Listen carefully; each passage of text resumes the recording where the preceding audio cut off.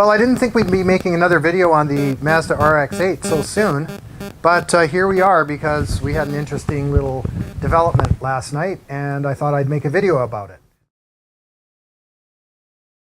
My wife took the car last night and she was just pulling off to go up to Villa Airy, and what happened was she lost power and she thought the car wasn't going to run, but it turned out it was running really roughly. I came later at night. Thankfully, there were some people there who helped her move the car off the roadway. So thank you to those people who came to the rescue. And then later last night, I took a Alfa Romeo Stelvio, which belongs to the Villa Airy. I took that car out and went back to the site to check out this car to see if I could figure out what was going on. I thought maybe it was a fuel pump issue, but I was able to fire it up and it was running quite roughly. It felt like it was only running on one rotor, so I figured it must be ignition system. And didn't want to try to limp it home because I didn't want to do any engine damage or anything like that to it. So I just went back this morning and took my OBD2 tester. In the meantime, I did a little bit of research and I figured it was probably the ignition coils, at least one ignition coil that had failed. So I picked up some ignition coils from Lordco this morning, like 10:30 in the morning, went back out there, and then I did the ignition coil replacement, put everything back together, and it runs fine. So problem solved. But I just wanted to discuss the ignition coils with the RX-8 and just show you where they are and how to take them out and that kind of stuff. Perfect. There's the old ignition coils. Sounding good. Now it's purring away.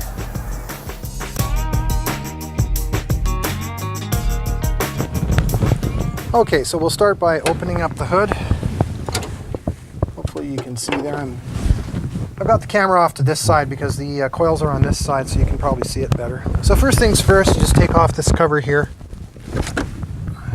And then you're presented with the airbox here. Now you have to take this airbox out, plus this flexible part here, because your coils are right under there. Okay, so I just wanted to talk about removing this airbox. It's a pain in the ass, in my opinion. You take these wiring clips off of here, which I'm not going to do right now, and then you basically push this part and lift out. And the heart of the problem is in this section in here. There's a cylindrical kind of a insert that goes in at the front here, and you can see there's also a clip and a hose here. So when you push the box forward to get it out, you can clear the protruding part, but to actually pull the thing up over this little clip here is next to impossible. I think maybe some of the units are a little bit more flexible in here, so you can push the airbox forward a bit more than I was able to do. I was able to get it out okay, but then putting it back, I found installing, what I do is I put these back in. I sit the airbox back in here, but I have it sitting up quite high. And this flexible part is not connected to it. And then what I do is I kind of work the front part of this into it. I use a screwdriver and I just gently coax it the rest of the way in so I can push the box down, and then I pull the sleeve over. And I just find that that's the only way I seem to be able to get enough flexibility in the system to do it, rather than pushing from this side and trying to clear it here. I just haven't been able to get past this clip here. I just can't push the airbox far enough for it, so I didn't do it that way. Coils are down here, 1, 2, 3, 4, because you got leading and trailing spark plugs, leading and trailing spark plugs. So you have 4 spark plugs on your rotary engine. And the spark plugs are way down there, and you can't even really see, well, you can barely see it down there. Anyway, so you have to take this part off, airbox comes off, this part comes off on the throttle body or whatever it is, and then you can get access in here with a 10 millimeter wrench. This is 10 millimeter. That's 10 millimeter. And the nuts on the ignition coils are also 10 millimeter. So you use a 10 millimeter. So I had an extension, pretty good long extension, just so you can get in there with it. Because you need to get down into there, right? Just imagine this part isn't on it. So you get down into there.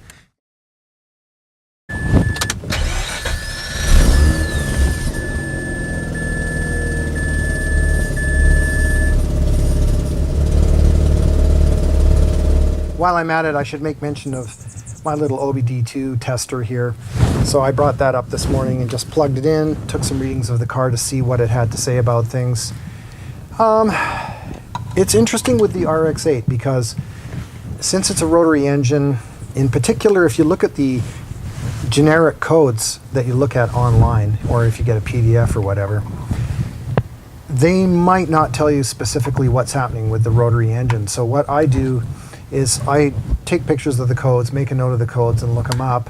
I go to some RX-8 forums or RX-8 specific information like that, and usually people have had some experience with it and you can get some idea of what the meaning of the codes are. So I had a P0301 code which indicates some kind of a misfire. Of course, it can't tell you, there's no such thing as a cylinder really on the rotary engine, so it doesn't give you a cylinder number or anything like that. But it gives you a misfire code. And I also had a U1900 code, but that didn't really give me anything specific to go on. I was looking at some of the RX-8 information about that. It looks like it's something to do with ABS maybe, or electronics. Anyways, it's electronic related. Some of the things are like voltage related, electrical related. But the misfire was the biggest one for me to show me what was going on. Yeah, I also had a C2778 code. And I looked it up, and that's a little bit ambiguous. It could be throttle position sensor or apparently a dirty MAF sensor, stuff like that. There's various causes for that. When you have an ignition coil failure, there isn't apparently an obvious code for that. There could be a misfire code, but some of these other codes kind of get around the idea that there's electrical or voltage problems, things like that. I'm not an expert in this stuff, so I just used some intuition because the engine was running and it was idling, but it was just really rough and you could smell unburnt gas. So it doesn't take a genius to figure out that you've got only one rotor firing and that you're not getting spark somewhere. And very unlikely it's going to be a spark plug wire suddenly or a spark plug. Much more likely on these particular cars that it's going to be the ignition coil. And it's a known thing with RX-8s. I guess it's because they run pretty hot and the ignition coils are right up at the top of the engine, as you can see there. So they're a regular replacement item. We hadn't had any problems with it. It had been running really well up until the very moment when it suddenly decided not to run so well. So yeah, I was able to do a roadside repair today, and it's a pretty nice day actually outside. So seems to be running fine, problem solved for now.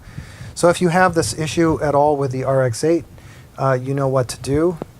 Anyway, once again, thanks for watching West Coast Supercars and Classics. If you haven't already subscribed, please consider subscribing. And thank you to those who have subscribed. We're coming up to 500,000 views, which for me is good because I'm a little guy. And have a great day. We'll see you next time. Oh yeah, I also should say we're up here near the wonderful Villa Airy Resort here on the Malahat. And if you haven't been out here for brunch or whatever, it's got one of the best views I've ever seen of the Saanich Inlet. Highly recommended. All really high-end, beautiful food that they prepare, as well as a lot of interesting stuff like preserves and various things that they make here at the Villa Airy, and they have their own garden as well. And I wanted to also thank the Gain Group for letting us have this Stelvio, Alpha Stelvio here just overnight, so I could come up and do this repair and so on. So it all worked out well. Thank you again to Villa Airy Resort and the Gain Group for helping us out.